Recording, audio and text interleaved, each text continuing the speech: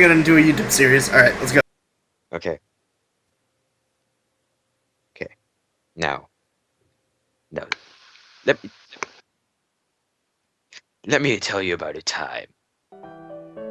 I was growing up in town, and I picked up a name that was, well, nothing very nice because I was black, but then I got in one little fight and my mom got scared. Okay, now on to the story. Little Red Riding Hood, everybody. There once was a young person named Red Riding Hood who lived with her mother on the edge of a large wood.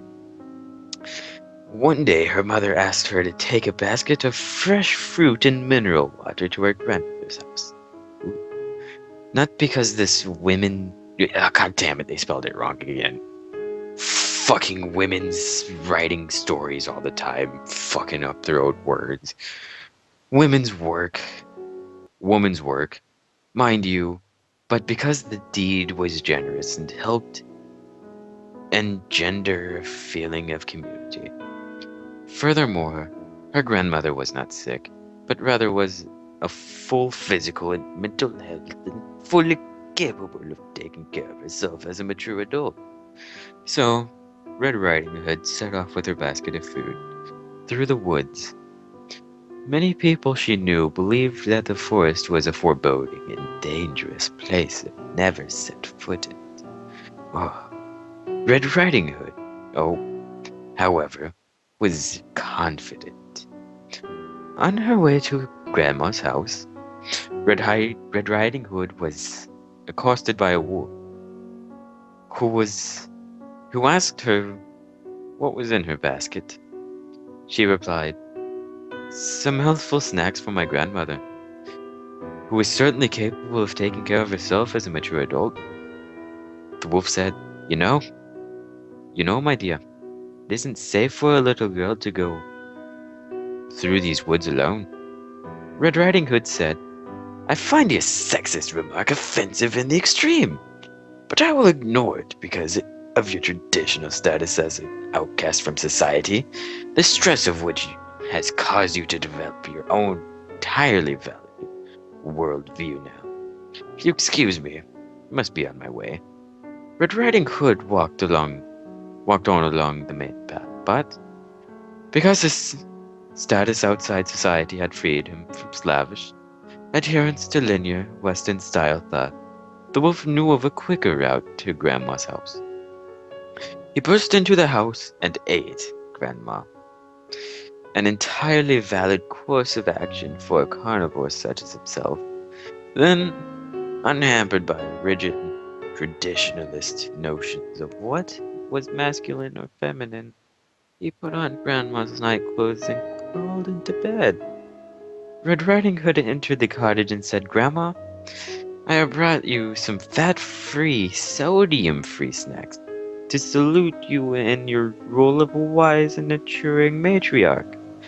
From the bed, the wolf said softly, "Come closer, child, so that I might see you."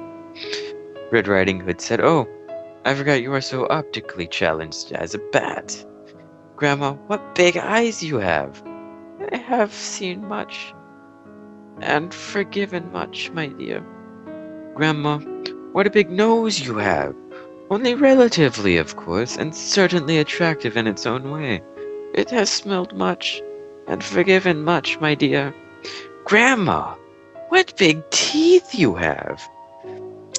The wolf said, "I am happy with and what I am," and leaped out of bed. He grabbed Red Riding Hood in his claws, intent on devouring her. Red Riding Hood screamed, not out of alarm at the wolf's apparent tendency toward cross-dressing, but because of his willful invasion of her personal space. I mean, what kind of bastard does that, just going into a home, eating someone's grandma, and then just picking up this little girl? Probably has the intent to rape her. Come on. Her screams were heard by a passing woodchopper person, or log fuel technician as he preferred to be called, when he burst into the cottage. He saw the melee and tried to intervene. But as he raised his axe, Red Riding and the wolf both stopped. "And what do you think you're doing?" asked Red Riding Hood. The woodchopper person blinked and tried to answer, but no words came. "Bursting in here like a Neanderthal, trusting your weapon to do your thinking for you," she said. "Sexist. Speciesist." Pretty sure that's wrong. "How dare you assume that women and wolves can't solve their own problems without a man's help?" She's really feminist, God.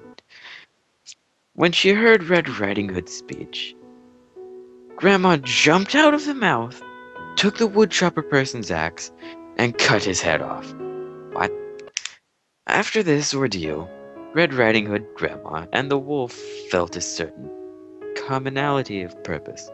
They decided to set upon a pan alternative household based on mutual respect and cooperation, and they lived in the woods together, happily ever after.